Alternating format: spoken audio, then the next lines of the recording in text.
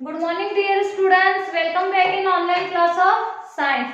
Today we will start a new chapter in 6th class, chapter number 11, light, shadows and reflection.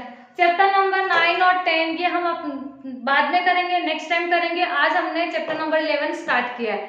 ठीक है, chapter number 11 जो है वो किसके ऊपर है? लाइट्स के ऊपर है. उससे बनने वाले शेडो है और किस तरीके से वो क्या होंगे, रिफ्लेक्ट होंगे, इनके ऊपर हम क्या करेंगे, स्टडी करेंगे. ठीक है, अब लाइट जो है स्टूडेंट्स, वो हम सभी को पता है, light is a only source of energy which enable to us see. मतलब लाइट एक ऐसा सोर्स ऑफ एनर्जी है जिसकी वजह से हम अपने आसपास में, अराउंड में जो कुछ भी चीजें हैं वो हम देख सकते हैं, चाहे वो फिर वो नेचुरली हो या फिर आर्टिफिशियली हो.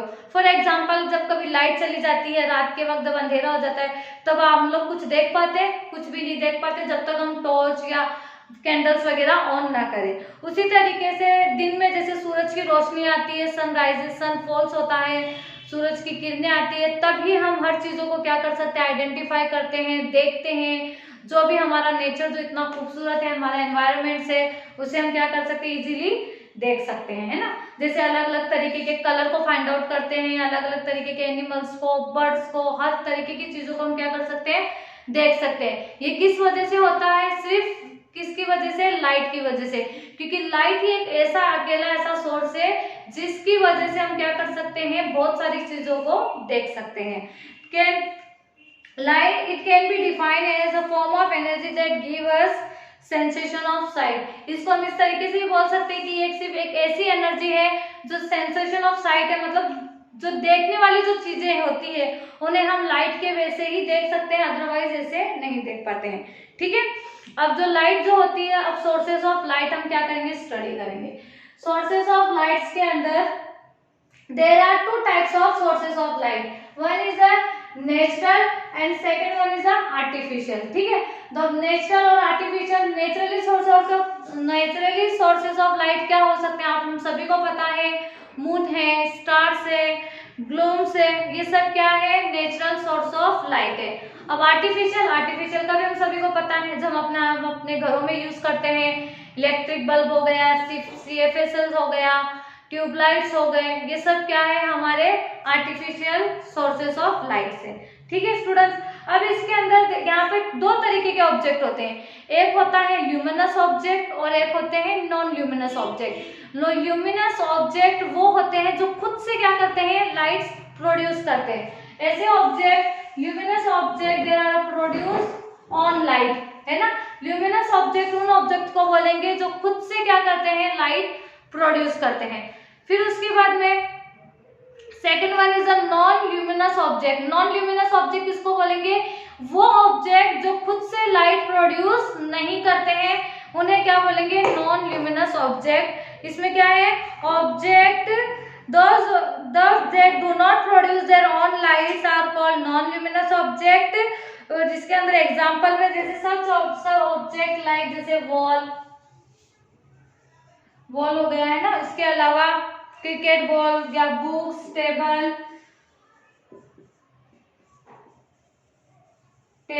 ये सब कौन से है, नॉन ल्यूमिनस ऑब्जेक्ट है.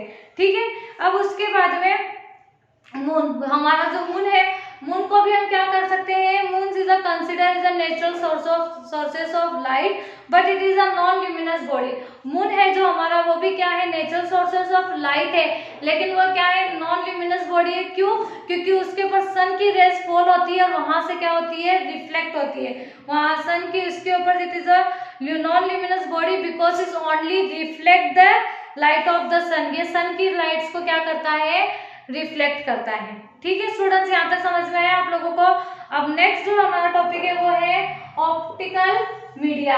ऑप्टिकल मीडियम वो होती है जिसमें से क्या होती है, substance that through which that, ऐसे सब्सटेंस या ऐसे ऑब्जेक्ट जिनमें से लाइट्स पूरी पास आउट होती है, पार्शियली होती है या फिर होती ही नहीं है, तो ऐसे ऑब्जेक्ट को हम क्या बोलेंगे, ऑप्टिकल मीडिया. ऑप्टिकल मीडिया के अंदर यहाँ पे तीन तरीके के ऑब्जेक्ट होते हैं. One is a transparent, second is a translucent and third one is a opaque object, है ना. अब एक एक करके हम क्या करते हैं, ऑब्जेक्ट्स के बारे में क्या करेंगे, स्टडी करते हैं. अब हम पहले पढ़ते हैं कि ट्रांसपेरेंट ऑब्जेक्ट किसको बोलते हैं? वो ऑब्जेक्ट जिसमें से लाइट पूरी तरीके से क्या होती है, पास होती है।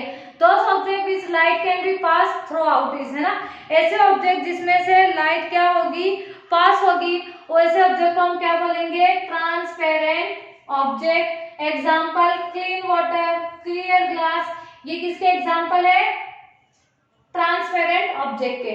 Next one is a translucent object. Translucent object, those object that can be light can which object which allows only some of lights falling on them। मतलब कुछ ये ट्रांसल्यूसेंट ऑब्जेक्ट ऐसे ऑब्जेक्ट होते हैं जिसमें से लाइट सिर्फ क्या होती है, पार्शियली उसमें से क्या होती है, लाइट पास होती है और बाकी की लाइट पास नहीं होती है, तो हम उसे क्या बोलेंगे, translucent object. Example butter paper हो गया, इसके अलावा sheet of paper, smeared with oils and smoked glass etcetera, ये सब किसके एग्जाम्पल है, ट्रांसल्यूसेंट ऑब्जेक्ट के।